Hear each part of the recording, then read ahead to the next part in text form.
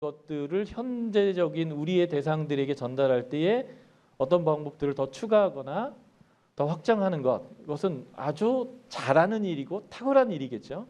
그런데 처음 기본과 베이스가 뭔지를 모르는 상태에서 응용하는 것은 변질이 될 수도 있는 것이기 때문에 그러한 기본에 대해서 다시 한번 우리가 나누자는 얘기를 하고 있는 것이고, 이 방법론은 계속 살아 움직여서 변형될 수 있다라고 하는 것. 그래서 제가 강의 중에 중간중간에 제가 배울 때는 이랬는데 지금 SBS는 이걸 이렇게 합니다라는 얘기를 몇 가지 할 거예요. 저는 SBS가 잘못됐다는 얘기를 하는 게 아니에요. 굉장히 고민하고 어떻게 하면 지금의 학생들에게 이 방법론을 효과적으로 사용해서 성경을 깊이 연구하고 그것이 그들의 삶이 되게 할 것이냐라고 하는 간사님들의 고민과 기도를 바탕으로 그 전과는 또 다른 형태의 엄청나게 바뀐 건 아니지만 그 고민의 흔적으로 이게 바뀌어 나가는 것들이 있어요. 그래서 이제 아마 제가 지금 SBS 학생으로 가가지고 차트를 해서 내면 간사님들이 저를 부르면서 이렇게 하면 안 되시거든요 라고 제가 지적받을 내용들이 상당히 있습니다. 지금 제가 여전히 지금도 차트를 하거든요. 그 차트를 SBS 간사님에게 차트 체크해 주세요 하면 이렇게 이건 아니지라는 소리를 들을 수 있어요. 왜냐하면 그 디테일한 방법론들이 조금씩 움직여갔기 때문에. 그렇죠. 그래서 지금 제가 하는 강의는 여러분들과 함께 기본을 함께 나누면서 어떻게 하면 더 이 기본에 충실하면서도 창조적인 우리의 방법을 사용해서 이 성경을 연구할 거냐라는 고민들을 함께 하는 내용이고요. 그래서 제가 일방적으로 전달하는 강의가 반 정도, 그리고 여러분들이 그 부분에 대해서 방법론을 사용하거나 학생들을 지도할 때에 궁금했거나 이건 왜 그러지? 이거에 대한 설명을 내가 더 들었으면 더 잘 이해할 수 있을 텐데 라고 생각했던 그런 부분에 대해서 질문을 하시면 좋을 것 같아요. 이건 나만 모를 것 같다라는 생각은 착각이죠. 그래서 여러분들이 그런 것들을 질문해 주셨을 때 다른 분들이 사실은 이 부분에 대해서 훨씬 더 명료하게 이해될 수 있을 것 같고요. 또 하나 더 전제할 것은 제 대답이 정답이 아니라는 것입니다. 모범 답이 있을 수 있고요. 어느 부분은 여러분들이 생각할 때 에이 저건 아니지 라고 생각이 들 수 있을 것 같아요. 저건 아니지 라고 했을 때 손을 드시고 저는 이 부분에 대해서 이것을 이렇게 이해합니다 라고 얘기하는 것은 가하며 선한 것이라고 저는 생각합니다. 저를 배려해서 얘기 안 하는 것, 그것도 감사하긴 한데 사실은 여기에서는 우리가 함께 하나님의 나라를 이루어가는 말씀을 사용하는 방법에 있어서 이 방법을 어떻게 사용할 거냐라는 얘기들을 하기 때문에 좀 그것들을 나눌 필요가 있다고 생각해요. 그래서 때로는 제가 그분이 나눈 어떤 내용이 동의가 안 될 수도 있습니다. 근데 그걸 가지고 우리가 싸우자고 논쟁하는 것은 아니고요. 서로가 이 부분을 어떻게 이해했느냐라는 것들을 우리가 서로 얘기하면 될 것 같아요. 왜냐하면 여러분들이 정말 탁월하고 똑똑하기 때문에 우리가 여기에서 확정을 내드리지 않아도 여러분들이 이 방법을 사용하고 있는 사람들이기 때문에 어떤 방법을 내가 사용해야겠다 라고 결정하실 수 있다고 생각해요. 그리고 그 확정은 학교로 돌아가시고 센터로 돌아가셔서 거기에서 더 디테일하게 확정하십시오. 그래서 상명하달식의 강의가 아니고 이게 원칙이니까 이것에 다 맞춰라는 강의가 아니라 함께 해나가는 이 방법들을 함께 만들어가는 강의로 진행할 것 같습니다. 어떤 분의 성향에 따라서 제가 이 얘기를 하면 답이 없다는 거 왜 그것을 길게 할까? 지 소견에 옳은 대로 하라는 거 아니야? 이렇게 될 수 있는데 그게 아니에요. 왜냐면 우리가 생각하는 것보다 똑똑하고 이 방법을 우리가 나름대로 잘 이해하고 있다는 것이죠. 그러한 큰 틀 안에서 우리가 이런 부분들을 쉐어하고 나누는 것, 이것이 이 강의의 아주 중요한 목적이다라고 생각이 듭니다. 자, 귀납적 성경 연구 방법론 함께 나눠보도록 하겠습니다. 귀납적 성경 연구 방법론 14쪽의 첫 번째 페이지가 보면 성경에 나아가는 방법이죠. 성경 연구 방법론이 아니고요. 어프로치, 성경에게 나아가서 성경을 만나고 그 성경을 이해하기 위해서 성경과 만나는 방법을 범주화하면 크게 세 가지가 있지 않겠느냐라고 말하는 것입니다. 이 방법론을 로렌의 요청에 의해서 만들어낸 머레이 교수님의 책에 의하면 그분은 이 성경에 다가가는 방법을 두 가지로만 설명합니다. 연역적이냐, 귀납적이냐. 사실 주관적인 것은 그분의 설명에는 없더라고요. 근데 우리는 이제 세 가지로 설명하고 있습니다. 저는 이 세 가지로 설명하는 것도 적절하다고 생각합니다. 우리가 잘 알듯이 이제 주관적인 방법들, 그리고 연역적인 방법들, 귀납적인 방법들을 사용하는 거죠. 어쨌든 우리가 성경에 나아간다라고 하는 이 부분이 굉장히 중요하고요. 이것은 모든 그리스도인들이 이루어야 될 일이겠죠. 근데 이 성경에 나아가서 성경을 연구하는 목표가 무엇이냐라고 하는 것, 이것부터 우리가 출발해야 된다고 생각합니다. 과정이 너무 중요시되고 그 과정의 디테일 가지고 싸우고, 그래서 간사들이 가끔 학생들에게 실수하는 용어가 있다고 저는 생각하는데, 이렇게 하면 안 되거든요 라는 말이에요. 자, 우리가 사용하는 이 귀납적 성경 연구의 방법이 시대와 인종과 문화를 초월해서 누구나 사용해야 되는 영원한 진리인가? 다시 말해서 묵상하면 안 되냐 이거예요. 우리는 귀납적 성경 연구 방법을 통해서 하나님께 나아가야 한다라는 그 방법을 사용하고 있는 건데, 이것이 영원한 진리라고 한다면 묵상의 방법은 너무 주관적이기 때문에 사용하면 안 된다라고 얘기하는 거잖아요. 그죠? 그러니까 이 귀납적 성경 연구 방법이 영원한 진리인가? 아니면 이렇게 하면 너무 유익하고 좋은 상황적 진리인가라고 하는 거예요. 저는 상황적 진리라고 생각하거든요. 영원한 진리에 많이 다가가 있는 상황적 진리라고 생각합니다.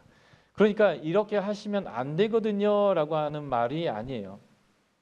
저희는 이 귀납적 성경 연구 방법, 프리세트도 하는 게 있고요. 열림문 성경 다 있는데, 저희가 사용하는 방법론의 기술은 이런 겁니다. 그래서 이 부분은 이렇게 하시기보다는 저희의 방법론은 이렇게 해서 이렇게 접근하고 이런 방법을 사용합니다라고 얘기해야 한다고 저는 생각해요. 안 되거든요. 틀렸거든요. 그렇게 사용되는 용어는 아닌 것 같아요. 그래서 이 유익한 방법을 우리가 더 효과적으로 잘 우리에게 익혀서 스킬풀하게 사용할 수 있다라고 할 때는 이렇게 하는 것이 좋습니다. 안 되거든요가 아니고요. 이렇게 하는 것이 좋다라고 말씀드리고 싶어요. 성경 연구의 목표는 그래서 무엇인가 할 때 이 매뉴얼의 첫 번째 패러그래프, 성경에 다가가는 방법의 첫 번째 패러그래프에 보면 알고 그 진리를 적용하는 것이다라는 맥락으로 설명되어 있습니다. 결국은 성경 연구의 목적은 첫 번째는 아는 거고 두 번째는 적용하는 것입니다. 그런데 굳이 비중을 치자면 알기 위한 것이 핵심이 아니라 아는 것을 적용하기 위해서 아는 과정을 먼저 행하는 거다라고 생각이 들어요. 뭘 아느냐? 하나님의 성품, 하나님의 가치, 이걸 아는 거죠. 그리고 그것을 우리의 삶에 적용하는 거죠. 그래서 나의 생각, 나의 태도, 나의 삶, 나의 가정, 나의 교회, 나의 직장, 나의 나라, 그리고 열방 가운데 이것을 적용해야 한다고 생각합니다. 특별히 우리는 스쿨 사역을 하기 때문에 놓치는 것이 있는데, 우리는 YM입니다. YM은 선교를 위해서 부름받은 단체입니다. 그래서 우리가 성경 연구를 할 때에 우리는 이 말씀이 땅끝까지 나아가도록 하는 선교적인 전략 안에서 이 말씀을 연구하고 이 말씀을 적용하고 가르친다라고 하는 것들을 SBS에서는 놓치면 안 된다고 생각합니다. 교회 성경 공부, 저도 그것도 놓치면 안 된다고 생각해요. 왜? 성경은 땅끝까지 복음을 전가하라고 얘기했기 때문에 교회도 놓치면 안 돼요. 개인적인 소그룹 모임에서 말씀을 나누는 데서도 이 선교적 메시지는 놓치면 안 됩니다.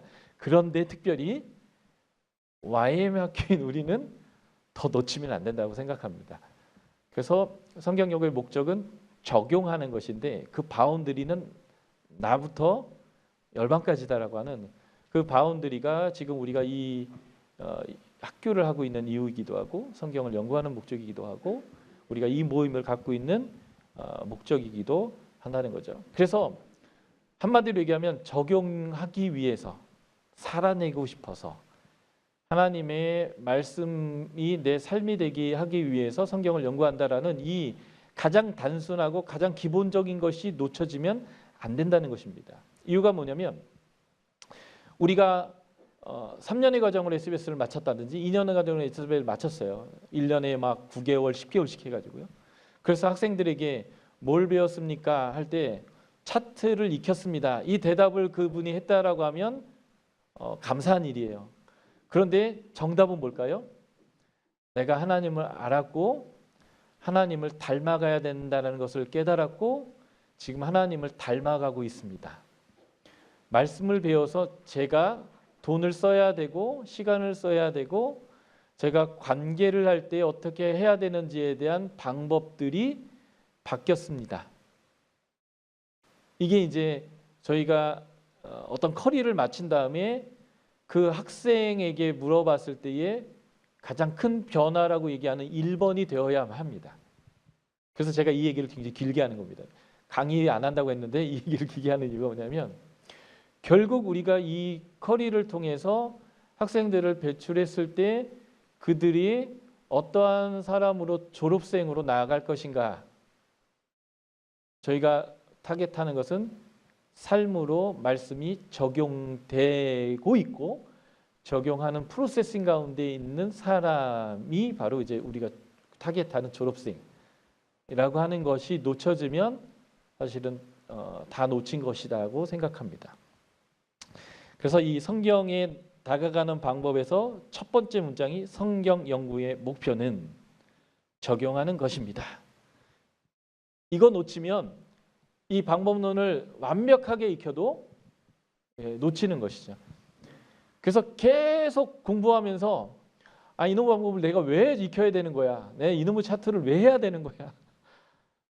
내가 전생에 무슨 죄를 져가지고 내가 이 학교에 이 돈을 내고 이렇게 오는 거야? 라는 생각이 들 때마다 우리 간사님들이 그 사람들에게 리마인드 시켜줘야 되는 것은 당신의 삶이 하나님의 삶으로 하나님 원하는 삶으로 맞춰지는 과정으로서 이것을 하는 것이고 결국은 그 삶을 이루기 위해서 우리가 이 방법을 사용하고 있습니다. 이 차트를 하고 있습니다.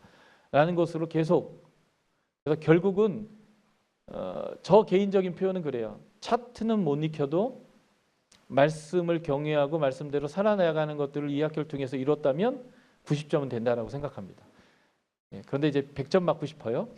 왜냐하면 이 학교를 벗어나서 여전히 평생 하나님 말씀을 읽어가면서 그 말씀을 내 삶으로 살아낼 수 있도록 하는 그 방법이 아주 내 안에 딱 이 귀납적 성경 연구 방법을 통해서 익혀져서 계속적으로 누가 먹여주는 것이 아니라 스스로 하나님의 말씀을 대면해서 그 내 삶을 바꿔가는 알아가는 것을 바꿔가고 삶을 바꿔가는 일들을 할 수 있는 사람이 되게 하기 위해서 이 트레이닝이라고 하는 것을 하는 그래서 기간도 겁나게 길죠. 우리 학교들이 한 2달, 3달만 했으면 좋겠는데 막 보통 8, 9개월 그리고 저기 일터 성경 공부 같은 경우는 졸업을 안 시켜요.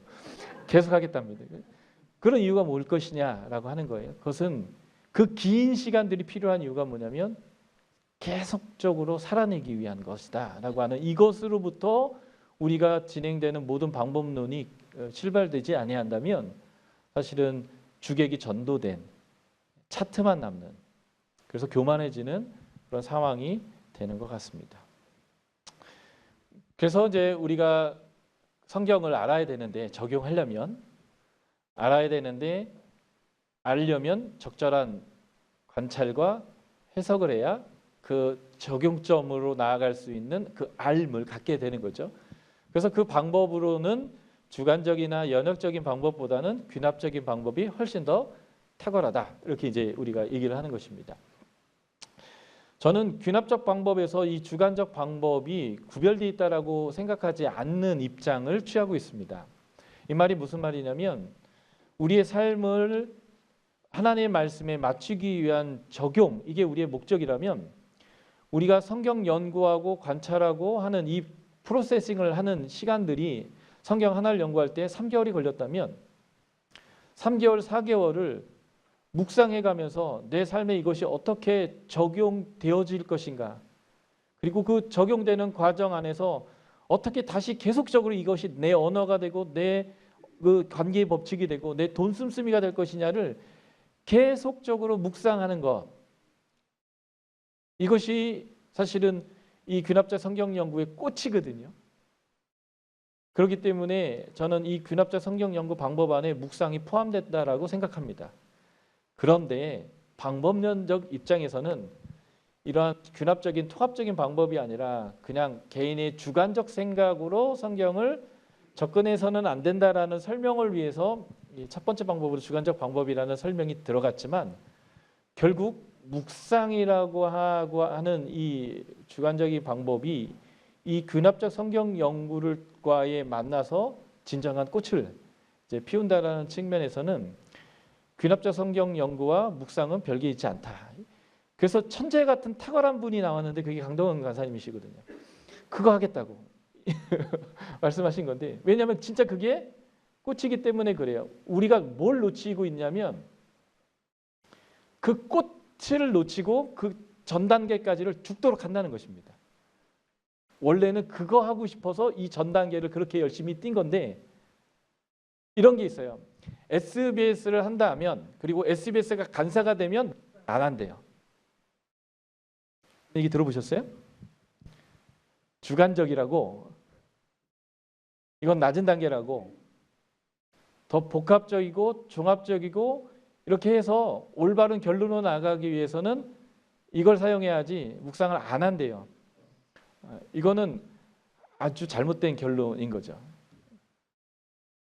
저희가 이제 말씀 사역을 하고 말씀 학교가 계속 늘어나고 있고 너무 많은 말씀의 사역자들이 지금 일어나고 있고, 여기 다 오신 것도 아니잖아요. 지금 한국에 있는 말씀 사역자들이. 그 많은 사람들이 일어났는데 지부장님이 또는 타 학교에서 이런 거죠. SBS는 교만해. SBS는 지들이 최고래. 자기들이 한 단계 위에 있는 사람인 척 굴어. 이런 얘기를 계속하고 있다면 무엇이 문제인가? 그것은 이 방법은 우리가 익숙해져 있고 이 방법을 익히고 있고 이걸 통해서 관찰 해석까지는 해오고 있지만 그 적용의 단계에서의 묵상의 시간들이 절대적으로 없다라는 것을 보여주는 것이라고 저는 생각합니다. 연구하는 시간보다 훨씬 더 많은 시간을 무엇을 해야 되냐면 묵상을 해야 합니다. 도대체 이 말씀이 지금 현재 나와 우리 가정과 우리의 교회와 이 땅 안에 어떻게 실제화되어야 되느냐에 대한 고민과 묵상과 기도와 씨름이 계속 되어져야 하는 거죠. 그래서 때로는 묵상이 한 본문을 가지고 한 달을, 두 달을, 1년을 끌어야 되는 거예요. 내 삶이 될 때까지. 그게 이제 저희가 어떤 면에서 보면 놓치고 있는 귀납적 성경 연구를 하고 있는 우리들의 현 주소이지 않나. 정확히 말하면 저의 현 주소입니다. 그러니까 제가 거의 16년 정도 학생 때부터 계속 이제 해오고 있고 2001년에 학생이었으니까 제가 지금 2018년이니까요. 그러면서 제가 계속 제 삶을 돌아보면서 느끼는 게 그거죠. 많은 연구를 해요. 그리고 많이 발견해냅니다. 그리고 제가 저희 아내 애 키울 때 엄청난 구조를 막 발견해내가지고 혼자 기뻐서 이렇게 보여주면 좋냐? 아내가 그러고 그 재미에 막 푹 빠져가지고 10년 넘게 저는 SBS에 한 2, 3년 하고 교회로 가려고 했는데 그러지 못하고 지금 여기도 있거든요. 너무 재밌었어요. 너무 좋았어요. 내가 뭔가 되고 있는 것 같았어요. 그런데 한 10년, 15년 지나 보니까 아무것도 아닌 거예요. 왜 그럴까? 왜 그럴까라는 고민을 계속했습니다. 답은 하나였던 거예요. 저한테 온 답은. 이 연구의 방법은 적용하기 위한 것이고, 그래서 연구한 시간보다 더 많은 시간 동안 묵상하고 씨름하고, 그리고 이것이 내 삶으로 되도록 하는 일에 더 열심히 해야 되는데 연구하는 게 너무 재밌었어요. 뭔가 만들어내는 게, 발견해내는 게, 책을 써내는 게. 이제 이게 저희들이 가져야 될 베이직 1번인 것 같습니다. 왜 우리가 한 1년에 막 10개월씩 학교를 진행하는가? 막 늦게 오면 막 3번 지각하면 결석이라고 하면서 막 윽박 지르면서 수료 안 돼요. 지금 가능합니다. 막 이렇게까지 해가면서 그 긴 시간 우리가 왜 이것을 하는가? 살아내기 위해서. 그래서 학생들에게 이 방법을 익히는 그 학습의 과정이 굉장히 중요하고 이것들 계속 강조하지만 최종 골이 이 습득이 아니라 기술 습득이 아니라 살아내는 것이다라고 하는 것들을 우리 간사님들이 계속 놓치지 않고 학생들에게 계속 이것들이 같이 가도록 이제 우리가 해 나가는 부분들 이것이 굉장히 중요할 것 같다라고 생각합니다. 혹시 이 다가가는 방법들에 대해서 혹시 질문하거나 궁금한 게 있으실까요? 너무 잘하는 방법들이시죠? 딱 들으시면 마이크가 걸로 갈 겁니다.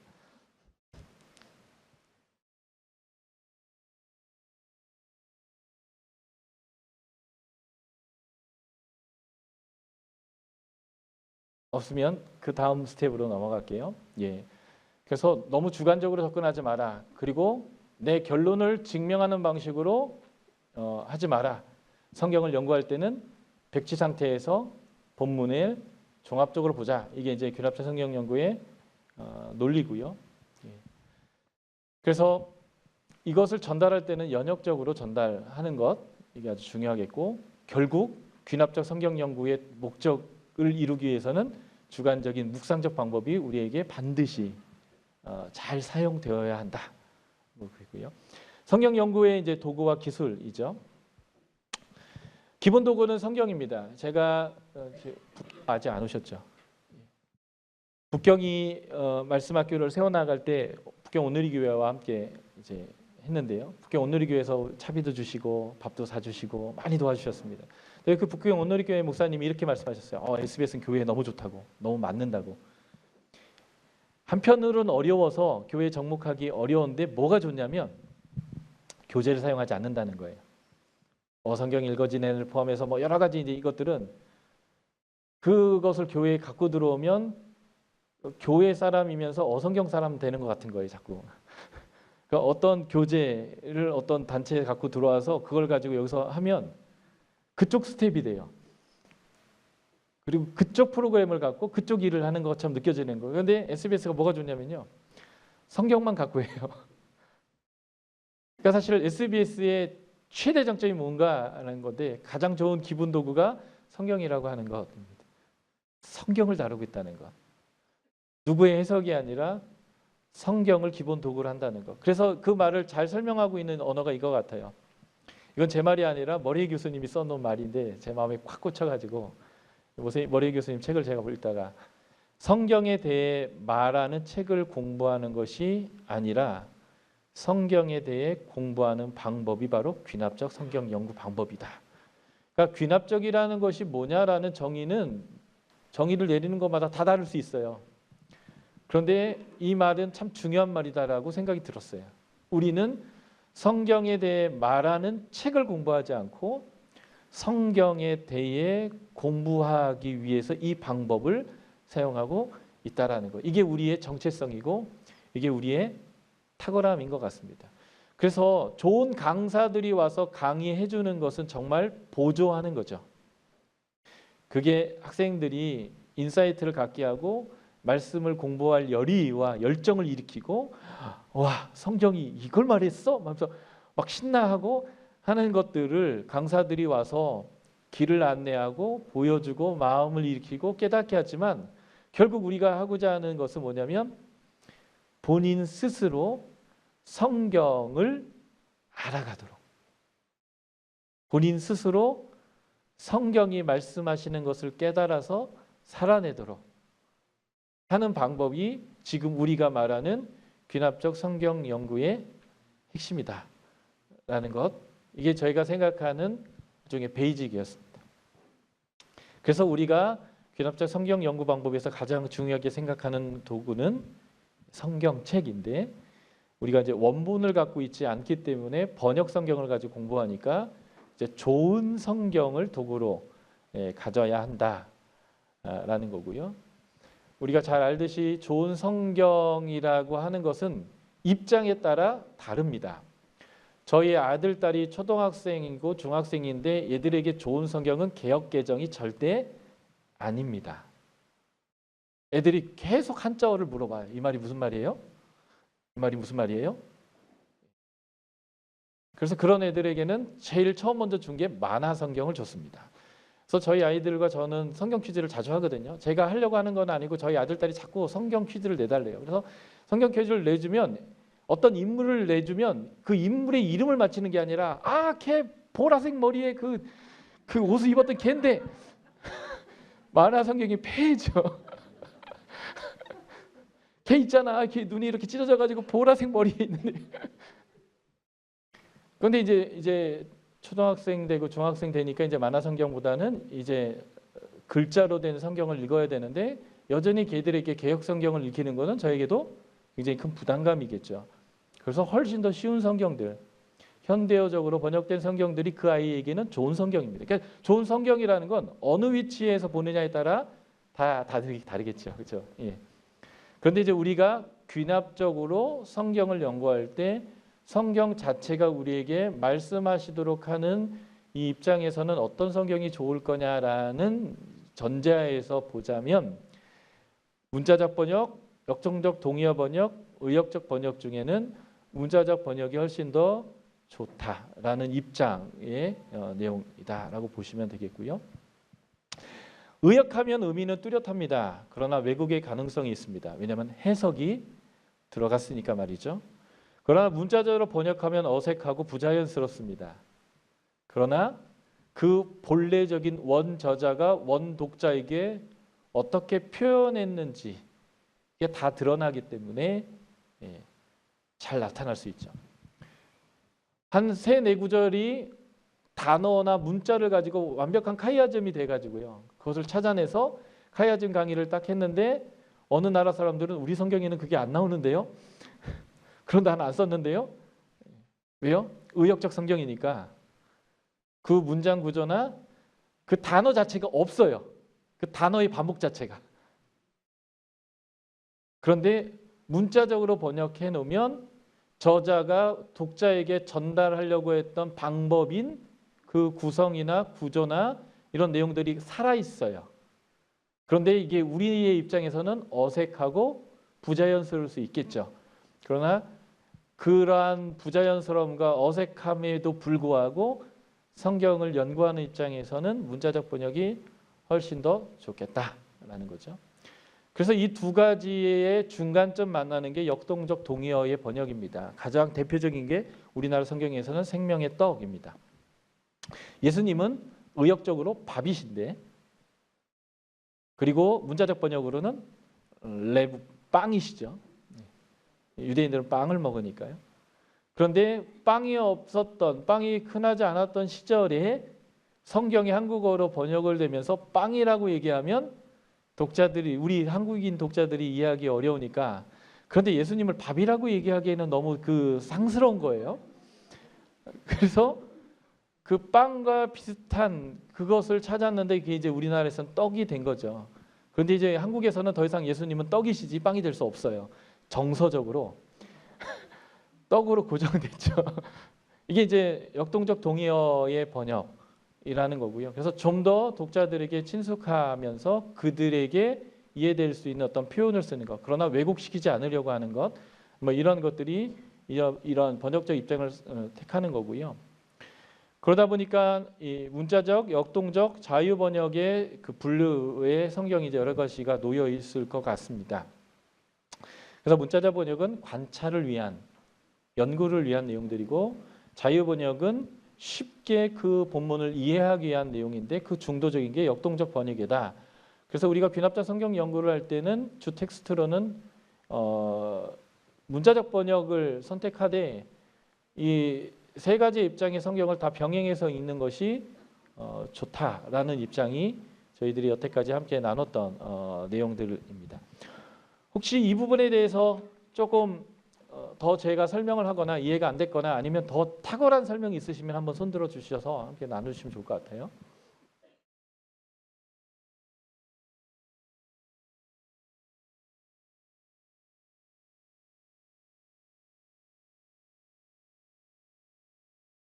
그래서 제가 몇 가지 예만 더 들어버릴게요. 에베소 1장 10절에 보면 그리스도 안에서 통일되게 하려 하심이라.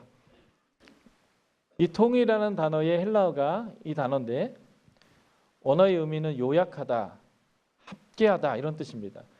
그래서 이 문자적 번역의 대표적인 번역인 NRSV는 together up 해서 합계하는 것으로 그냥 표현했죠.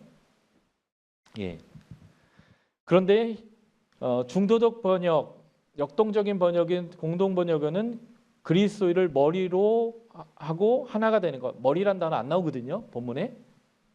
그런데 그리스도 안에서 통일된다. 이 통일된다는 단어도 사실 우리는 이 요약하다라는 단어를 약간 바꾼 거거든요. 근데 이제 통일하면 우리 남북통일 이런 게 확 떠올라가지고 이제 그런데 예수 그리스도를 중심으로 하나 되게 한다라는 의미는 의미이죠. 근데 그것을 더 설명하다 보니까 예수를 머리로 하고 하나하다 이렇게 이제 설명한 건데 현대어 성경, 완전 의역 성경은 그냥 하나 되도록 하는 것입니다라고 이제 번역했습니다. 이런 식으로 원어가 말하는 말, 깨달업하는 것 내용 의미가 갸우뚱하거든요. 통일 갸우뚱하는데 좀 더 중도적이거나 의역의 번역은 그 말이구나라는 게 더 명확하죠.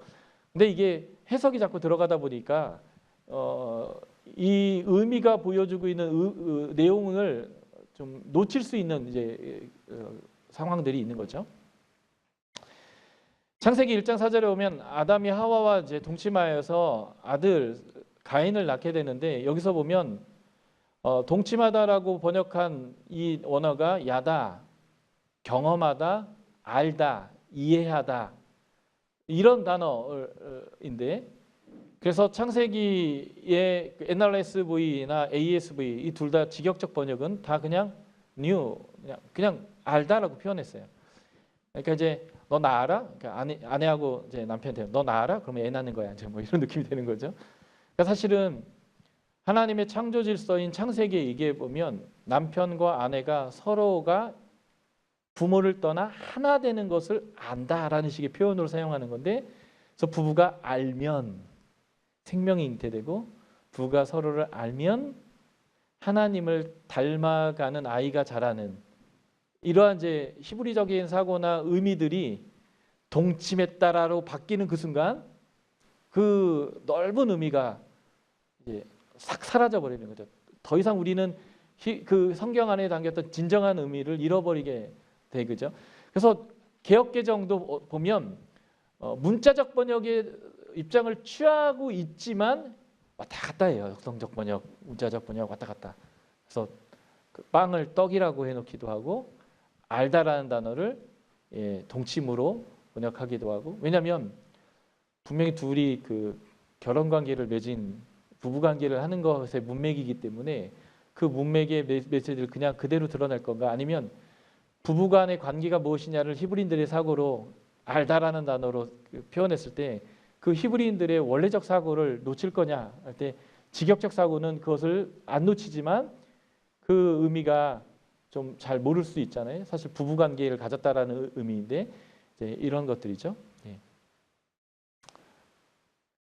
그리고 개역개정은 옛날 개역성경일 때 잣나무로 방주를 만들었다 이렇게 표현했다가 개역개정을 바꾸면서 코페르나무로 만들었다라고 이제 직역적 의미로 돌아왔습니다. 예, 그래서 코페르인데요. 현대인의 성경이나 이런 성경에는 이제 잣나무로 표현했죠. 근데 여기 보세요. 직역적 번역을 취하고 있는 NRSV가 여기서는 시프러스 우드에서 고페르나무라고 하는 직역을 사용하지 않고 소위 말해서 잣나무처럼 표현을 했어요. 그러니까 모든 성경이 완벽하게 직역하는 성경은 없어 보여요. 다 갔다 한다. 라고 하는 것들을 우리가 좀 이제 볼 필요가 있을 것 같고요.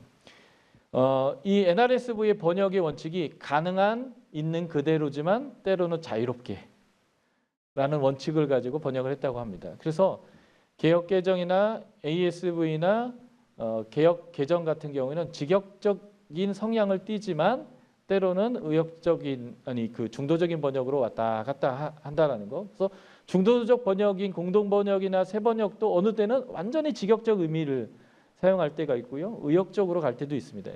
그래서 우리가 이 다양한 번역본들을 사용해서 성경을 연구하는 것들이 필요하겠다라는 것입니다.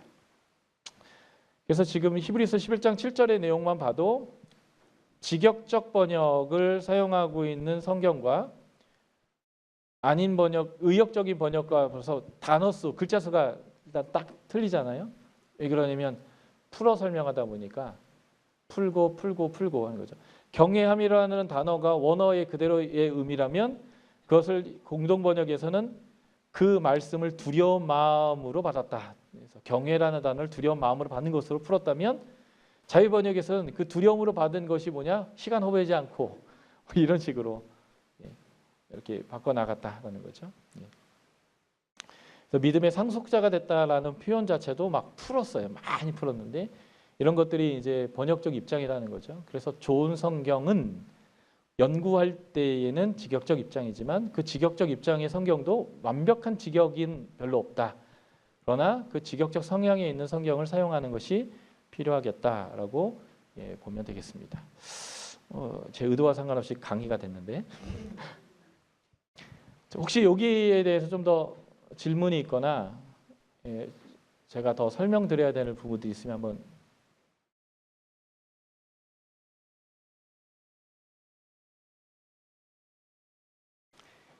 네. 이러다가 세 번째 강의까지 다 강의해야 되는 게 아니고 이렇게 그 다음에 이제 16페이지, 15페이지 이후로 이제 16페이지 이렇게 넘어가면 17페이지네요. 귀납적 성경 연구의 5단계와 귀납적 성경 연구의 개관입니다. 우리는 5단계를 이제 사용한다는 것이죠. 기도, 읽기, 관찰, 해석, 적용입니다. 이제 머리 교수님의 책에 보면 사실은 성경 읽기가 없어요. 이 단계에 4단계로 되어 있죠. 왜냐하면 솔직히 성경 읽기는 관찰 때도 하고 해석 때도 하기 때문에 그런데 지금 우리가 사용하는 이 방법 내에서 성경 읽기가 이 5단계 안에 포함되고 있는 것은 강조예요. 읽기 굉장히 중요하다는 거고요. 귀납적 성경 연구에서 정말 중요한 게 뭐냐? 적용을 하는 것이 타겟이지만 이 귀납적인 방법에서 정말 중요한 게 뭐냐면 읽기라는 거예요. 첫 번째 읽기, 두 번째 읽기, 세 번째 읽기, 네 번째 읽기, 5번째 읽기. 관찰해도 읽고요. 해석을 해도 읽어요. 뭘 해도 읽기를 기반으로 한다라는 의미에서 이 읽기가 두 번째로 강조되고 있는 것 좀 보시면 좋겠고요. 그래서 두 번째 성경 읽기에는 두 번째 읽기, 세 번째 읽기 할 때 컬러 코딩이나 BRI 수평 구조 만드는 거, 관찰할 때 네 번째 읽기하고 해석할 때 5번째 읽기하는 이런 형태로 5단계로 되어져 있다는 거고요. 이것을 좀 더 디테일하게 말하면 적용의 마지막 단계가 기도거든요. 그래서 귀납적 성경 연구는 인클루즈로 되어 있어요. 기도로 시작해서 적용하고 그것을 살아내도록 기도하는, 기도로 끝나는, 기도로 시작해서 기도로 끝나는 거고요. 더 중요한 것은 읽을 때도 기도하는 마음으로, 두 번째 읽을 때도 기도하는 마음으로. 물론 어떤 분들은 제가 관찰이 안 돼서 관찰을 보여주세요라는 기도를 하는 기도도 있겠죠. 어쨌든 기도를 배경으로 깔아서 계속 말씀을 읽어가는 것이 귀납적 성경 연구의 거의 몸통이다 라고 하는 것들을 우리가 볼 수 있겠고요. 그 읽으면서 뭘 하느냐? 관찰, 해석, 적용을 한다. 기도와 읽기를 배경으로 한 관찰, 해석, 적용이라는 것. 그래서 저는 제가 생각하는 저희의 귀납적 성경 연구의 정말 중요한 특징은 YM 스쿨이라고 하는 것이고요. YM은 하나님을 안다. 이제 이걸 우리가 하는 목적이죠. 하나님을 알린다. 예배와 중보기도를 한다. 그래서 하나님과의 친밀함 안에서 계속적으로 하나님 앞에서 기도해 나아가면서 말씀을 연구하고 준행한다. 그래서 준행하고 가르친다. 이러한 기본적 가치를 기반으로 한 성경 연구라고 하는 것이 물론 다른 데도 다 그렇게 얘기하지만 그것을 실제 말만 하고 그렇게 하느냐 아니면 정말 그러한 태도로 그러한 자세로 그런 것을 실제로 하면서 이 말씀을 연구하느냐의 차이인데 저는 우리 YM의 이 말씀의 학교 SBS라고 하는 이 이름을 사용하고 있는 학교들의 중요한 특징은 기도를 배경으로 하고 그리고 스스로 말씀을 끊임없이 읽어가는 공부다라고 하는 것이 다른 곳에서 하는 성경 공부가 큰 차이예요. 왜냐하면 다른 데서 하는 성경 공부들은 성경에 대해서 말하는 사람의 강의를 들어요. 그게 성경 공부 내용의 거의 90%입니다. 우리는요, 강의도 물론 듣죠. 그렇지만 우리가 성경을 끊임없이 스스로 읽는다라는 거예요. 그래서 관찰해내고 내가 해석해보고 그 말씀에 따라서 적용한다는 측면에서, 그러니까 우리 스스로 규정 짓는 거예요. 우리가 다른 곳에서 하는 성경 공부가 틀린 게 뭐냐? 우리는 성경에 대해서 말하는 누구의 말이나 성경에 대해서 말하는 어떤 책을 읽어내리는 사람들이 아니라 성경 자체를 끊임없이 읽고 관찰해내고 해석해내고 그것이 나의 삶이 되도록 적용하며 기도로 시작해서 기도로 끝나는, 그래서 계속적으로 묵상하면서 그것이 내 삶으로 살아내지도록 기도로 계속 이것을 끌어나가는 학교를 우리는 하고 있다라는 측면에서 우리는 다른 성경 공부와 차이가 난다라고 규정하고 싶은 거죠. 동의가 되세요? 예. 네, 저기 손 드셨어요. 네, 이런 좋은 시간을 주셔서 감사하고요. 지금 방법론 5단계 말씀하셨는데요. 네. 저게 순서는 아니죠. 관찰 해석 적용이라는 우리 기납법 방법 중에서 기도, 성경 읽기, 관찰 해석 적용, 이것을 마치 순서처럼 그렇게 이해하는 경우가 많았거든요. 네. 그래서 근데 사실 해보면 아까 말씀하신 대로 기도는 모든 단계에 다 필요하고요. 기도가 1번이다라고 첫 번째 기도한다, 그리고 성경 읽는다, 관찰한다, 해석한다, 적용한다, 이런 식으로 설명이 되면 실제로 우리가 해볼 때는 그렇게 안 되거든요. 그래서 많은 학생들이 저것에 대해서 질문했고요. 질문할 때보다 고민이 많았죠. 사실 저는 이 이야기를, 기도는 저 1번에 써 있는 자체가 제가 설명하기는 힘들었어요. 차라리 기도 없는 게, 기도는 항상 필요하다. 저는 이제 그렇게 이해했었고요. 그리고 읽기와 관찰에 대해서 굉장히 고민이 많았거든요. 사실은 읽기 때 관찰이 되는데 왜 읽기를 써놓고 왜 또 관찰 단계가 있을까? 읽기 단계가 있고. 지금 말씀하실 때 읽기를 강조하는 것이다라고 이렇게 표현하시는데요. 하여튼 저것을 이렇게 충분히 설명하는데 좀 많은 어려움이 있었어요. 그래서 혹시 저만 그런지 다른 학교의 다른 간사님들은 저 5단계를 어떻게 설명하시는지 좀 듣고 싶고요. 좀 해결하고 싶은 마음이 있습니다. 듣고 싶답니다.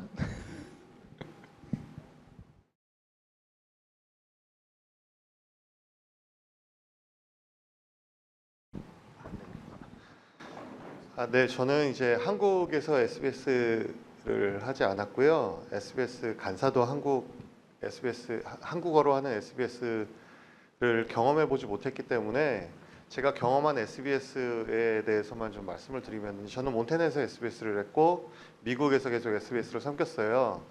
근데 뭐 서양에 있는 모든 베이스가 이렇게 하진 않지만 제가 경험했던 저희 몬테나 SBS에서는 저것을 이렇게 5단계로 설명하지 않고 3가지 단계로 설명을 하거든요. 그래서 관찰, 해석, 적용 이 3가지만 딱 놓고, 그리고 이제 기도와 성경 읽기는 이제 관찰, 해석, 적용에 다 들어가는 것으로 설명을 하고요. 기도는 말씀하신 것처럼 모든 단계에 다 필요한 것이기 때문에 그것은 이제 저렇게 순서에 넣지는 않고 단지 이렇게는 설명을 합니다. 기도는 모든 단계에 필요하지만 특별히 우리가 성경을 연구할 때 있어서 가장 먼저 해야 될 것은 기도다. 그래서 기도는 첫 번째 단계는 아니지만 뭐 단계로 나눈다면 0단계로 설명을 그렇게 합니다.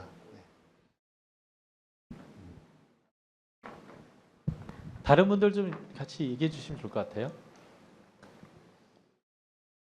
네, 제 마이크 뒤에 있습니다. 네, 감사합니다. 저는 대전에 있고요. 그 이 단계가 단계라는 용어 자체를 일단 우리가 약간은 고민해봐야 될 필요가 있다고 생각합니다. 일반적으로 단계라고 한다는 건 스텝, 순서 이렇게 정해져 있다고 생각을 하고요. 그런 의미에서 성경 읽기가 단계이냐? 왜냐하면 성경 읽기는 관찰에도 있고 해석에도 있는데 단계로 봐야 될 것이냐라는 거에 대한 굉장히 혼란스러운 부분이 있었어요. 저도 지금 5년 차 SBS를 하고 있는데 척을 이해하기 위해서 근 2년 이상을 고민했습니다. 이게 성경 읽기라는 말이 단계라는 말과 혼란을 일으키고 있으면서 척을 거의 졸업하는 학생들을 봐도 저 단계를 혼동하고 있어요. 아직도 혼동하고 있는 분들도 많고, 그렇기 때문에 이 용어 정의를 조금은 한 번 더 고민해 봐야 될 필요가 있고, 성경 읽기를 조금 더 제가 만약 제안을 한다면 성경 읽기 단계로 두는 게 아니라 예를 들면 내용 파악 단계라고 한다든가, 이렇게 해서 기도하고 내용을 파악하고 그 내용을 기반으로 관찰하고 해석하고 이런 게 있어야 되는데, 이 두 번째 단계에 성경 읽기가 있으면서 또 관찰 단계에서 네 번째 읽기라는 말이 있습니다. 이런 말들이 계속 혼동을 일으키고 있어서 용어를 한번 정의하는 게 어떤가라는 제안을 드리고 싶습니다.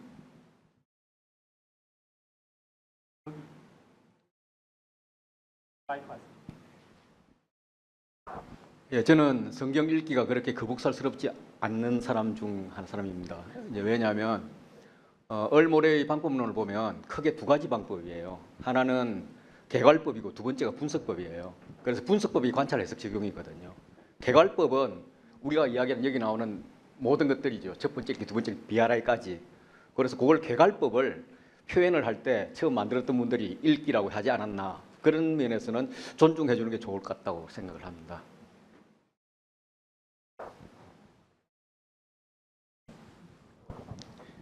네, 역시 이제 우리 SBS 하시는 분들이라 이게 논리적으로 이해가 안 되면 답답하죠. 왜냐하면 내가 이걸 설명해야 되는데 내가 설명을 못하면 또 답답하고요.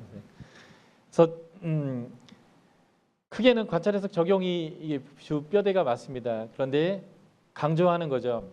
기도는 매번 계속해야 되는 거지만 사실은 우리가 성경을 읽을 때 연구할 때 기도를 시작하지 않는 경우가 다반사거든요. 그래서 기도로 출발해야 된다라고 하는 측면에서는 기도를 1번에 넣은 의도가 분명합니다.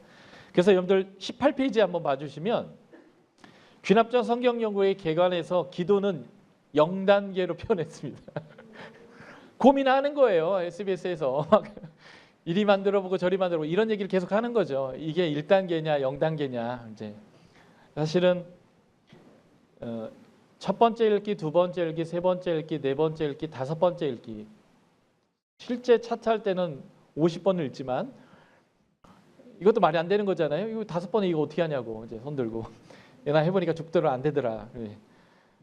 그런데 이거를 또 원칙에서 첫 번째 읽기는 5번 읽으시고 두 번째 읽기 때는 뭐 4번 읽으시고 이것도 웃기잖아요.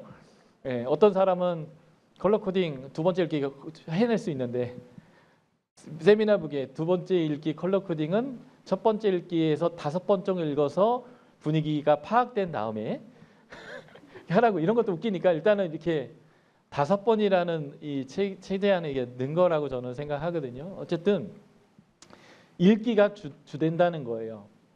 본문에 읽기가 주된 건데, 그래서 이 읽기의 과정 안에 관찰 해석 적용이 이제 다 포함되는 거예요. 근데 아까 우리 강동관 선생님 말씀하신 것처럼 관찰이 들어가기 전에 내용을 파악하고 그 내용을 파악하는 그 과정 안에서의 또 읽기들이 계속 진행이 되더라는 거죠. 그래서 이미 간사의 입장에서는 두 번째 읽기부터 이미 관찰이 팍팍 되거든요.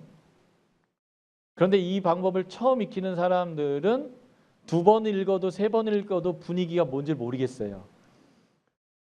그래서 단계를 계속 밟아가면서 더 진행될 때 관찰하기 전에 이미 내용을 파악하고 이해하는 것으로부터 해야 뭐를 관찰해야 되는지가 나오기 때문에 읽기의 과정들이 앞에 좀 더 들어갔거든요. 근데 그것을 두 번째 단계인 읽기 과정으로 이제 포함시킨 것 같아요. 저도 그렇게 이해했거든요. 그리고 이제 머레이 교수님 책을 읽어보니까 그 방식으로 또 설명을 하시더라고요. 그래서 조금은 어려울 거예요. 그렇지. 그래서 19페이지 보시면 그래서 또 이걸 12단계로 실제 귀납자 성경 연구를 하는 그 방법으로 또 도표로 그림을 또 그려봤어요. 그만큼 이제 똑같은 고민을 다 하고 있다는 거죠. 예. 그러니까 개괄적으로는 우리는 기도하고 관찰 해석 적용하는데 본격적 관찰 전에 우리가 내용을 파악하고 읽는 과정들까지 해서 전체를 계속 읽는다라는 거. 그래서 이 그림을 보시면 기도는 1번부터 12번까지를 다 표현해 놨습니다. 그렇게 보이시죠? 예. 그리고 읽기는 첫 번째 읽기부터 다섯 번째 읽기까지 해석까지를 다 읽기 과정으로 표현해 놨습니다. 그리고 그 첫 번째 읽으면서 어떤 과정을 하고 두 번째 읽기를 하면서 어떤 과정을 하고 세 번째 읽으면서 어떤 과정을 하고 네 번째 읽기 하면서 어떤 과정을 하는지 이 과정을 통해서 관찰 해석을 어느 정도 마무리했다면 이제는 적용하고 차트와 BRI를 마무리하고 최종적으로 삶에 적용할 포인트 하나를 더 깊이 적용한다라고 하는 형태의 이제 그림을 이제 그린 거죠. 이것은 첫 번째 어떤 그 매뉴얼에는 없었던 것인데 똑같은 고민을 다 이 SBS를 하는 사람들이 다 하는 거니까 이것을 또 그려낸 거예요. 이게 이제 우리의 실제적 고민인데 결국 완벽한 매뉴얼이 없어요. 완벽하게 설명낼 수 있고 완벽하게 표현할 수도 없는데 강조하고 싶어요. 기도를 놓치고 싶지 않은 거예요. 반드시 기도로 시작돼야 한다.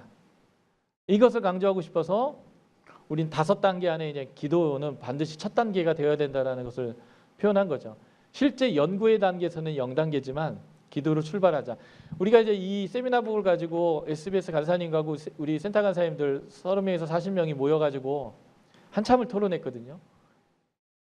넘버링 하나 하는 것까지도 계속 씨름하는 거죠. 근데, 네, 제가 조금만 얘기하고, 네, 맞습니다.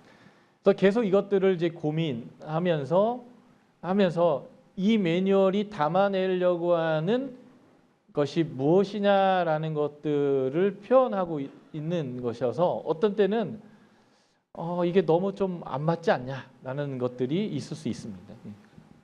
네, 방금 질문했던 다시 최재훈인데요.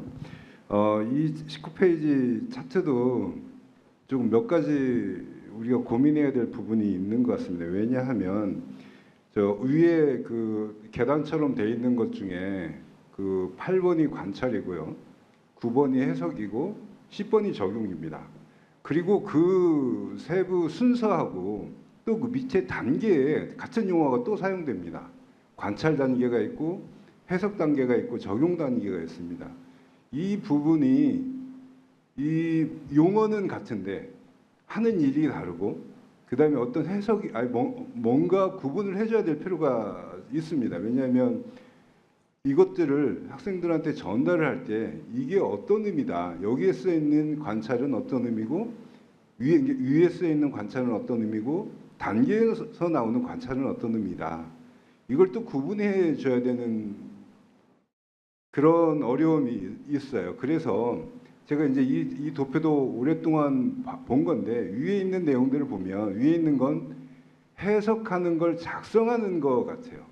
밑에 단계는 해석하는 거고 밑에 단계를 얘기할 때 그러니까 4단계가 해석 단계인데 해석 단계에서는 뭔가 해석하려고 하는 어떤 본인의 어떤 고민이나 이런 걸 얘기하는 거고 그거의 프로덕트로 그걸 실제 차트에다 작성을 해줘야 되는데 그 작성하는 내용이 그 위에 계단으로 되어 있는 그 9번에 해당되는 그 해석인 것 같아요. 그래서 제가 조금 더 제안, 아까도 같은 제안이었는데요. 그게 필요 없다는 것이 아니라 읽기 단계가 필요 없다는 것이 아니라 우리가 좀 더 직관적으로 쉽게 알아들을 수 있는 용어들로 뭔가 바꿔주는 게 어떤가 싶어요. 왜냐하면 같은 용어를 서로 다른 의미로 계속 사용한다는 건 설명하기가 매우 어려운 것 중에 하나이거든요. 네, 제 질문입니다. 네. 또 많이 우리 학교장님들과 함께 고민하도록 하겠습니다. 이 세미나복은 한 순간에 여기서 딱 바꿀 수는 없으니까. 근데 그런 고민들 저기 손 들었습니다.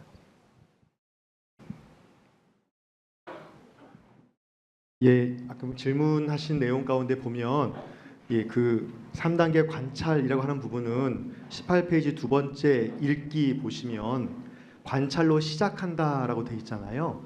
이거는 여기서 관찰부터 이 두 번째 읽기부터 컬러 코딩부터 시작돼서 쭉 관찰되어진다라고 하는 부분이고, 우리가 8번에 나와 있는 관찰이라고 하는 것은 수직 차트 옆에 관찰 키를 사용하여서 하는 부분을 이야기하는 것 같습니다.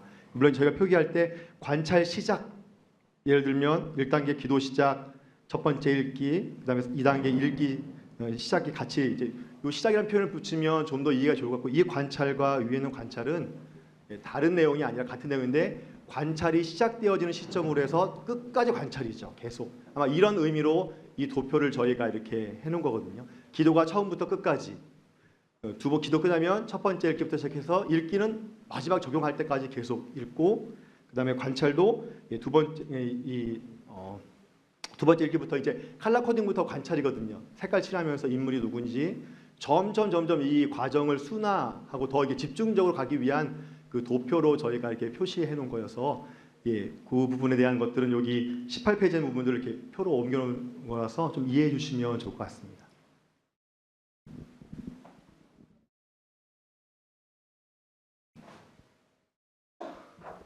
이게 지금 개념 정리의 문제인 것 같아요. 그 우리가 앞에 말하고 있는 단계라고 하는 것 속에서는 우리가 기도, 성경 읽기, 관찰, 해석, 적용이라고 하는 것들의 과정을 거쳐가는 것이 맞고요. 개관이라고 하는 것들 속에서 우리가 지금 첫 번째, 두 번째, 세 번째, 네 번째, 다섯 번째 읽기를 성경을 읽는 걸로 이해하기 때문에 지금 문제가 생기거든요. 그러니까 BRI를 끝마쳤다 그러면 세 번째 읽기를 마쳤다라고 하는 개념으로 가져가고, 우리가 모든 것들을 다 해서 수직 차트 해석까지 했으면 다섯 번째까지 다섯 번째 읽기를 했다라고 하는 그 개념으로 이해해야 되는데, 어떤 자료들을 보면은 BRI만 해놓고서도 다섯 번 읽기 오케이. 그래서 이제 이게 이 개관에 대한 개념을 잘못 이해한 거죠. 그러니까 성경을 다섯 번 읽었다라는 것이 아니라 다섯 번 읽었을 때는 모든 숙제가 끝나고 전체 적용만 남았을 때 그 사람은 다섯 번, 그리고 BRI만 끝났으면 세 번째 읽기를 마쳤다, 이렇게 이해하는 것이 좋을 것 같아요.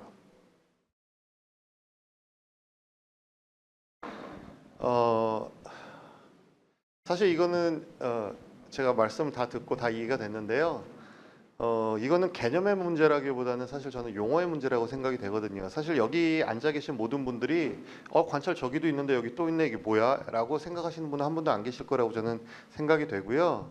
이런 질문이 나왔다는 것 자체가 사실은 학생들이 질문하는 것들 때문에 이런 질문이 나온다고 생각이 되거든요. 그래서 뭐 제가 해결책을 제시하는 것은 아니지만, 예를 들어서 저 8번 관찰, 9번 해석, 10번 적용의 그 뒤에 괄호하고 뭐 외부라고만 써준다 하더라도 그 용어 자체를 좀 다르게 볼 수 있지 않을까, 학생들이. 그래서 이것은 조금 그 용어에 대한 질문이지 않나라는 생각이 제가 조금 들어서 말씀드립니다.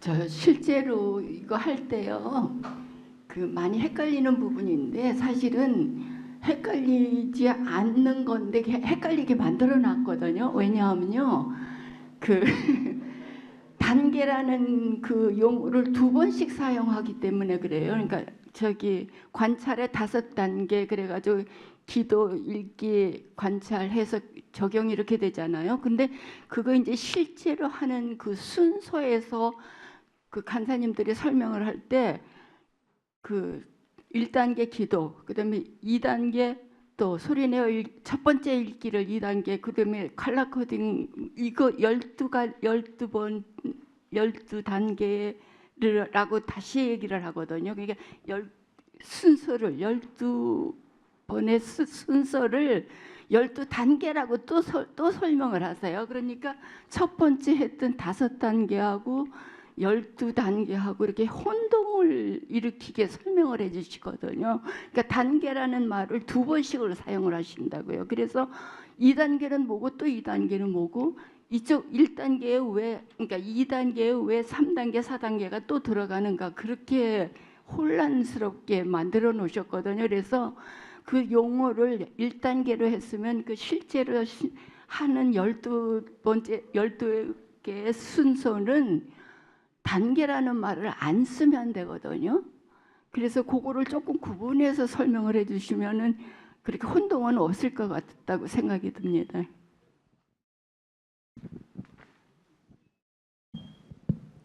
저희도 계속 이거 가지고 여기도 단계인데 여기도 단계인데 이 용어를 어떻게 써야 하는가, 어떤 적절한 게 있을까. 그래서 12순서로 눈가리가웅 이렇게 우리가 이제 한 건데 이제 이런 거죠. 어떤 사람이 차를 타고 어디를 가야 되는데 아내가 남편에게 물어보는 거예요. 어떻게 하라는 거야? 차 타고 와. 그래서 키를 들고 키를 눌러서 이게 차문을 열고 앉아서 좌석을 조정한 다음에 키를 눌러서 시동 걸고 그다음에 이 핸드브레이크를 내리고 그다음에 엑셀레이터를 밟아서 천천히 출발해. 이렇게 설명할 거냐? 좀 더 단순하게 설명할 거냐? 일단은 단순하게 크게 보면 이렇게 5개의 과정으로 귀납장 성경이 진행될 겁니다. 그리고 던져주니까 이렇게 5개나 어떻게 하는 거예요? 그러니까 이거를 더 디테일하게 설명하려니까 12번에 걸쳐 설명을 했거든요. 5단계, 12단계 다른 게 아니고요. 같은 거예요.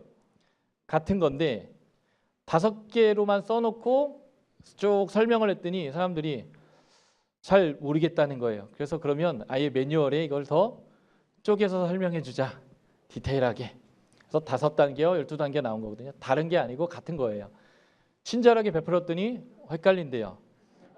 그래서 뺐더니 모자란대요. 그걸 수없이 반복하는 거예요. 지금 우리가. 뭐냐? 공유해야 돼요. 어쩔 수 없어요. 매뉴얼을 100% 만들어내기가 쉽지가 않아요. 그리고 여러분들이 이제 이 한 얘기를 반영해서 이 매뉴얼에 대한 고민을 더 하겠지만 고민해서 넣었더니 헷갈린다고 하고 고민해서 뺐더니 모르겠다고 하는 것들을 지금 계속 반복하는 거거든요. 그래서 어떤 면에서 보면 이 매뉴얼이 의도하는 바가 무엇인지를 이해해 줘야지 내 입장에서 매뉴얼이 뭔가 안 맞다라는 것으로 자꾸 접근하면 매뉴얼 자체가 존재하기가 너무 어려운 게 지금 우리의 현실이다라고 하는 부분들을 좀 이해해 주시면 좋겠어요. 그래서 처음에 매뉴얼을 제가 SBS 할 때는 20페이지였거든요. 그리고 제가 가서 한 4, 5년 차 될 때는 150페이지가 됐거든요. 매뉴얼이 단순하니까 사람들이 매뉴얼 가지고 아무것도 못 하겠대요. 그래서 매뉴얼을 자세하게 설명해 드렸어요. 그랬더니 무슨 현대차 산 것도 아닌데 무슨 매뉴얼이 이렇게 두껍냐. 이걸 보고 누가 매뉴얼을 읽겠냐. 이 얘기를 또 하는 거예요. 그래서 또 매뉴얼을 줄였다, 늘렸다, 줄였다, 늘렸다를 수없이 반복했습니다. 그러니까 무슨 말인지는 제가 알겠는데 사실 해결책이 쉽지는 않은 게 현실이고요. 그래서 지금 기본적으로는 귀납적 성경용어는 단순해요. 관찰, 해석, 적용하는 겁니다. 그런데 우리는 세상에서 말하는 학문, 모든 학문이 귀납적으로 하거든요. 관찰을 해서 그 반복된 결론들을 가지고 이렇게 하면 이렇게 되더라라는 해석을 해서 그것을 우리의 삶에 적용하는 것. 모든 학문은 귀납적인데 우리가 하는 성경 연구에는 기도가 다른 거와 다르다, 해야 한다라는 것을 넣은 거고요. 또 이 관찰, 해석, 적용을 할 때는 계속 읽고 하는 것인데 그래서 관찰이라는 것들을 빨리 들어가지 말고 그 본격적인 관찰이 들어가기 전에 충분히 내용을 파악하고 들어가자라고 해서 왜냐하면 우리는 성경을 읽는 그 순간 0.1초도 안 걸리고 해석자로 돌변하거든요. 누구나 그래요. 한 문장 읽고 이게 무슨 말이지? 어떻게 살아야 된다는 거야? 너무 빠르게 돌변하니까 그래서 섣부른 해석들, 본문에 충실하지 않은 경험에 근거한 해석들로 막 들어가 버리니까 그것을 유보시키고자 몇 번의 읽기의 단계를 계속 겪게 해놓고 엄청난 시간이 흐른 다음에 이제 관찰해라 이렇게 이제 하는 건데, 그것을 이게 또 글로 표현해 놓으니까 뭐 앞에도 관찰 있고 뒤에도 관찰 있네 이런 얘기를 하는 거죠. 사실은 성경을 읽을 때 어떤 내용이 있는지 내용 파악도 관찰이거든요.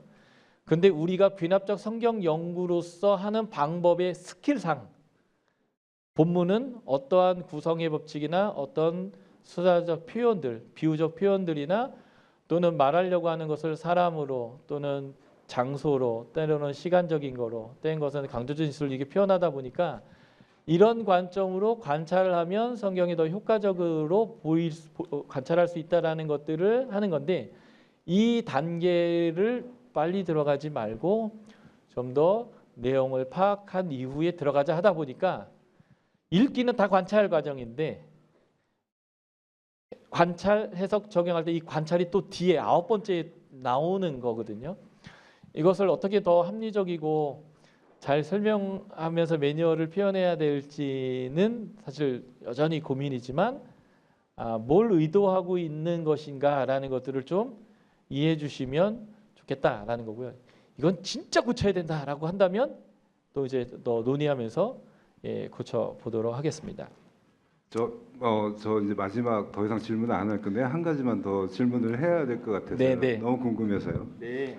왜냐하면은 그 읽기 단계와 관찰 단계가 그렇다면 겹쳐 있습니다. 지금 저 그래프에 보면은 네. 읽기 단계와 지금 관찰 단계가 겹쳐 있고, 물론 해석 단계도 겹쳐 있는 부분이 있는데, 그러면 읽기 단계의 목적이 무엇이냐, 관찰 단계의 목적이 무엇이냐, 이걸 우리가 매뉴얼에는 좀 한번 표현해 줘야 될 필요가 있는 것 같아요. 지금 이 책에도 읽기 단계의 목적이 나와 있지 않아요. 단지 방법만 나왔어요. 읽고 또 읽어라 방법만 나와 있고요. 그 내용을 정확하게 파악하라 이 말이 잘 나와 있지가 않아요. 이 내용을 파악하는 단계이다 이렇게 해석을 해줬으면 좋겠는데, 그 내용을 파악하는 단계에 아까 그 16개하고 아니 12개하고 또 매칭을 해보면 사실 컬러 코딩하는 단계에는 그러면 이게 관찰하는 단계냐 읽기하는 단계냐 이거에 또 순서가 또 혼란을 일으켜요. 그런데 내용을 파악하는 단계다가 읽기 단계다라고 한다면 컬러 코딩은 읽기 단계에 해당되는 게 더 맞은 것 같습니다. 그리고 마찬가지로 수평 차트나 BRI도 마찬가지로 읽기 단계에 그렇게 본다면 맞은데, 이거에 또 매핑이 어려운 부분이 있습니다. 마이크 좀 주세요.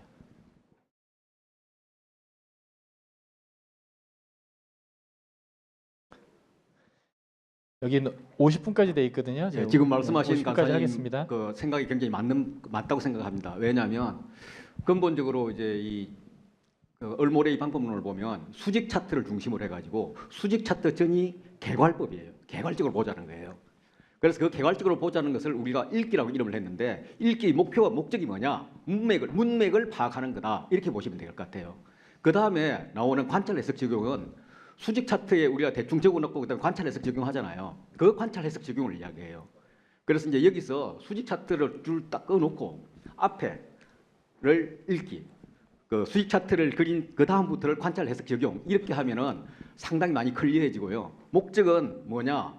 읽기는 문맥을 파악하는 거고, 관찰은 성경이 뭘 강조하고 있는지 강조를 파악하는 거다. 뭐 이 정도 하면은 저희 SBS에 맞다고 생각을 합니다.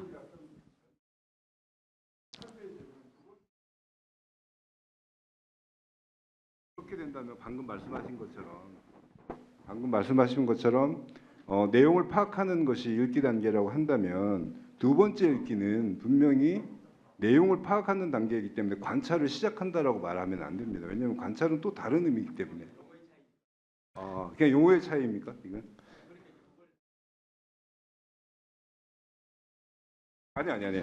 마이크 좀 주세요. 아닙니다. 마이크. 네, 18페이지에 나와 있는 두 번째 읽기가 18페이지의 두 번째 읽기에 보면 관찰을 시작한다 이렇게 시작되어 있습니다. 이 관찰의 용어는 그러면 그 단계의 관찰을 얘기하는 건지, 아니면 그냥 아까 12개 순서 중에 그 관찰을 얘기하는 건지.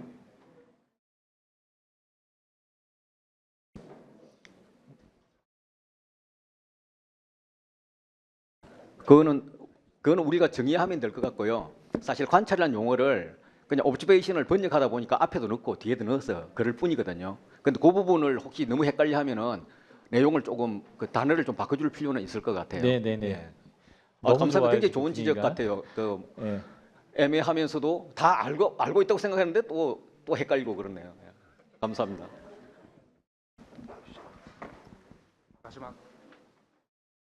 제가 너무 말을 많이 하는 것을 죄송합니다.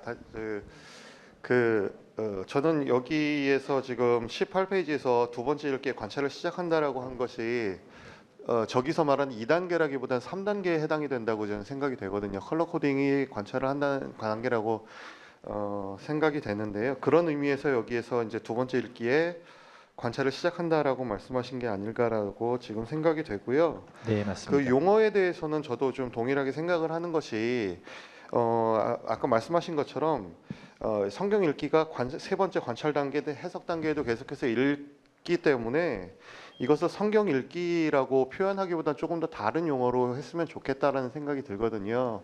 그러니까 제 경험을 이제 좀 말씀을 드리면 저는 이제 주로 선교지들에서 이제 강의를 좀 하는데요.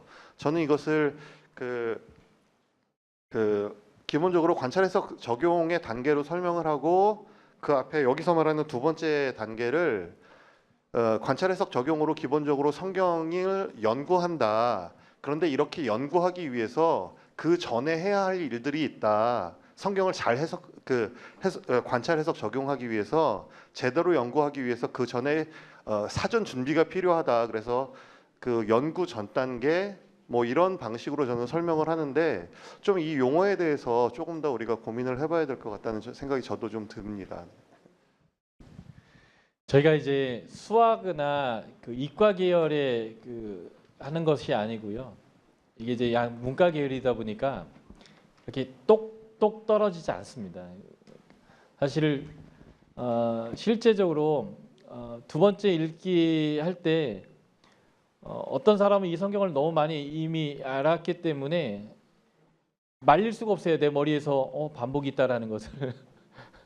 그리고 우리가 두 번째 읽기에 컬러 코딩을 하는데 때와 인물이나 장소에 대해서 컬러 코딩을 하라고 했기 때문에 이게 바로 우리가 관찰하는 내용이기도 하거든요. 그래서 본격적인 관찰과 깊이 있는 관찰은 뒤로 유보하더라도 읽으면서 누적되게 이 방법이 만들어졌어요. 누적되게 계속 읽으면서 관찰이 열리도록, 관찰이 보이도록, 관찰이 하도록 계속 읽게 해놨는데 관찰을 몇 단계에서만 한다라고 이게 끊어놓는 것은 불가능해요. 근데 방금 말씀한 것처럼 수직 차트를 작성해서 관찰 키를 사용해서 관찰을 표결을 해내고 해석을 해내는 것은 그 9번째나 10번째 단계에 거쳐서 하는 거지만 이미 읽기 자체가 자동적으로 관찰의 단계가 시작되는 거다라는 표현을 이제 쓴 건데,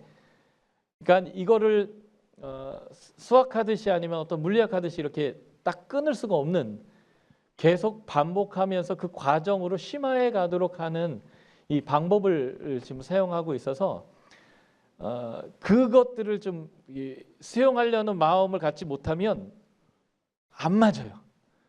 안 떨어지니까. 딱 떨어져줘야 되는데, 그래서 이 방법이 타겟하고 진행하고 있는 프로세싱이 뭐냐라는 것들을 이제 계속 이해해 주셔야 되는 건데요. 예. 읽는 것부터가 이미 관찰이 어쩔 수 없이 이루어진다는 건데, 첫 번째 읽기 때는 그냥 분위기만 한번 봐라라는 거고요. 두 번째 읽기 때부터 컬러 코딩이라는 것을, 사실 처음 머리 교수님 할 때는 컬러 코딩이 없었거든요. 근데 나중에 이 컬러 코딩이라는 것들이 이제 안으로 이제 들어오기 시작하면서 결국 컬러 코딩하는 것 자체가 나중에 우리가 관찰하는 것들을 컬러 코딩하는 것이 돼버리니까 컬러 코딩 자체가 어떤 면에서는 관찰의 시작점이다. 그런데 여전히 우리는 그 본격적인 관찰을 9번으로 미루고, 아니 8번으로 미루고, 그 본격적인 관찰을 할 수 있는 준비를 쌓아나가자라고 하는 것으로 자꾸 읽으면서 무엇인가 하나씩 더 추가해 가도록. 근데 그 추가하는 과정 자체가 본격적인 관찰을 시도해낼 수 있도록 하는 밑작업들을 이제 해가게 하는 것이다 보니까 이것을 이제 그렇게 계속 설명해 가는 거거든요. 그래서 수학처럼 딱 떨어지지는 않습니다. 그래서 이것이 의도하는 게 뭐냐라는 것을 볼 필요가 있겠고요. 아까 이제 이해하시는 것은 수직 차트 이전의 단계는 전체의 문맥을 파악하고 전체의 구조를 파악하는 건데 그 전체 문맥과 구조를 파악하려면 무엇인가 관찰이 되어야 합니다. 근데 그 관찰의 주 내용이 내용의 파악이에요. 흐름의 파악. 그런 의미에서 관찰이고요. 뒷부분은 그 숲속으로 들어가서 꽃과 나무와 버섯을 보는 관찰인데 그것은 이 중간에 이 단계를 설명할 때 분명히 설명이 돼요. 단락 제목과 그걸 통해서 수평을 그려낼 때 그 수평까지는 숲을 보는 것입니다. 그 다음의 과정은 그 나무와 꽃을 보는 겁니다. 그 나무와 꽃을 본다라는 관찰이 이 8번의 관찰이고요. 그 전까지도 무엇인가 관찰을 해야 돼요. 왜냐하면 숲을 비행기 타고 위에서 보더라도 이게 침엽수인지 화렵수인지 그리고 이쪽에는 참나무 군락이 있는지 없는지를 그것도 보는 거거든요. 그 보는 것을 관찰이란 말 말고 또 다른 어떤 말을 또 용어를 만들어서 써야 되는가 이게 이제 그런 거죠. 그래서 이 단계를 설명하면서 이 과정들이 무엇이냐라는 것들을 자꾸 이제 설명해 나아가는 이제 과정이라고 생각이 들고요.